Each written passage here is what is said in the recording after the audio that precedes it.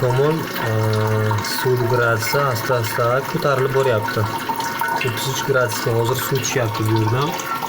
Smesitlni mana shunaqa qilib qo'ydim. 200 ml ekan mana shu narsa. Bu dushdki o'zi. Men buni rakabinaga o'rnatib qo'ydim. To'kka suv qo'ysang, suv keladi. Qizib isib tushaveradi. Dushda smetli ham bor. Hozir suv tushyapti. 32-33 gradusga. Qo'lni kuydiradi.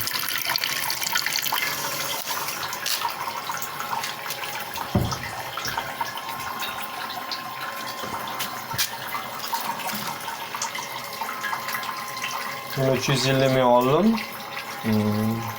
Rakavina pastavka bilan buni 200 ml oldik. Nasosni 1,5 million oldim. Opshi 300 mingmi, 350 minglik narsa qo'ydik menimcha bunga. Mana nasos ishlab turibdi. Filtr chabi. Filtrdan o'tib boryapti suv.